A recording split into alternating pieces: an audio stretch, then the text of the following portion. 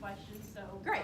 I can Pop sort of in with, pop in with absolutely, questions. wonderful. One of the things that came up a lot in the questions parents sent in an update on mold remediation Sure. efforts around the district. Obviously, we're in great shape, knock wood, thank you, heaven.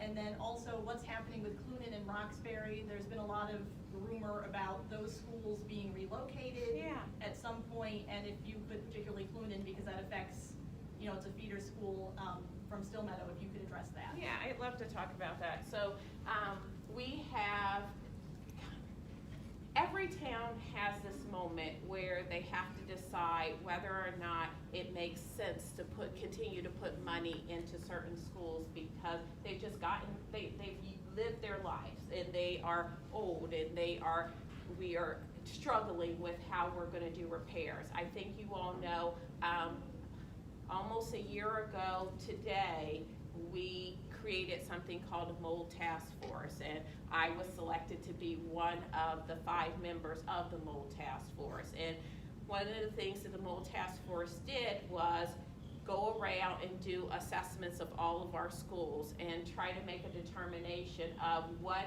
needs to be done, what repairs need to be done in each of the schools.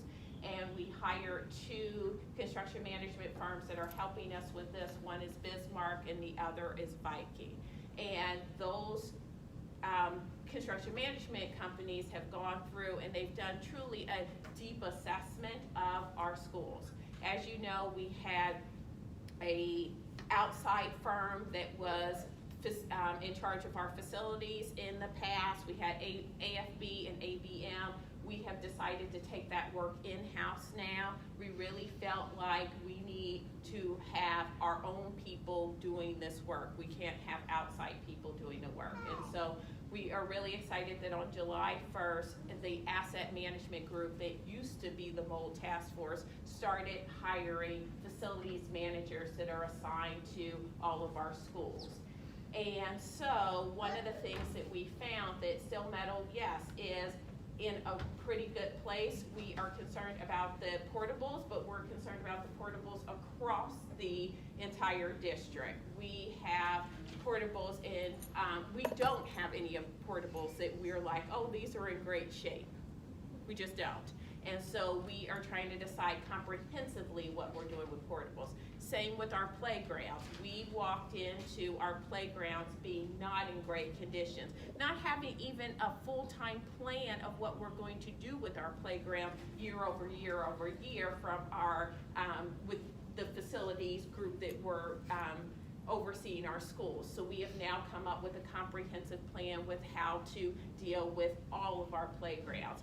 We have someone who's working on all of our roofs at the same time. So we had someone go around and do a scan of each of our roofs so we know what needs to be fixed and what doesn't need to be fixed. So you have to think about this as we own, and it's the city who are partners with this in operating our schools and overseeing our schools, but we're really trying to create it so we're not just saying, oh, Still Meadow's broken, let's run over and fix Still Meadow. Okay, now Davenport is broken, let's go over and fix Davenport. We're trying to come up with a comprehensive plan for dealing with all schools. In doing that, we started to have that conversation of should we continue this in putting money into every school. And in some schools like the Still Meadow, yes, because there's a lot of good things here that we can build on, and we may have to do something with the portables at some time. Other schools we're struggling with. There's no, I don't think it's a secret that West Hills HVAC system is a major concern.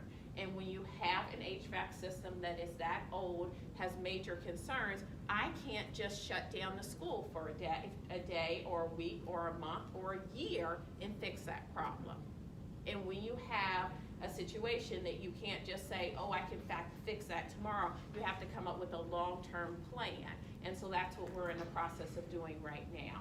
And so I don't know if you all saw the article in the paper a couple weeks ago that talked about, should we be doing this work? Are we the right people? Or should we be looking at people who do this for a living, private companies that do this for a living and could come in and run some of our schools? not all of our schools, but some of our schools, especially the ones that are really having a lot of issues. And so that's what we're looking at now. I think you know that Westover is currently at Elmcroft, and when we moved them to a non-traditional site, we started to think, because there is so much office space open in Stanford, should we be looking at that as a model? Now, what I am very clear about and why I remain on the Mold Task Force and the Asset Management Group every day is that I need to know that we're not just being shoved into an office building. We need to make sure that it is an environment that would be conducive to quality education. And not just okay education, but this is a top of the line school that we're putting the kids into, not just an office building that we're converting into a school. So we had to do that very quickly with Westover, and so we are looking at, are there other places, and the one that keeps coming up is 800 Long Ridge. You keep hearing that over and over again. And the question that we're having for ourselves is this the right location for us? Probably. Why? Because they all feed into West Hill, and what a lot of people don't know is the properties are connected to one another. So it would be an ideal location to have almost a super campus that you could start in kindergarten and remain on the same campus through high school, which I think is a really cool idea. And so we're playing with all of these options, but just stay tuned, because we're starting to have conversations with the Board of Reps and the Board of Finance and the Planning Board and the Board of Ed, because as much as I would just like it to be my decision, it's not. You all have people who represent you, and those people will help us make those decisions on whether or not we will be able to transition some of our schools into different locations. So I will say stay tuned on that, but you're absolutely right when you hear that it may be Roxbury and Clune. It just seems like the two right schools. They have so much work that needs to be done in both of those buildings that they make sense for us. But if something else comes up, we may have to pivot, and it ends up not being those schools. So as soon as we can tell you it's absolutely going to be those schools, we will. But every time we run numbers and run what should be in place and what shouldn't be in place, these schools seem to be the right ones to start with. So is it possible that this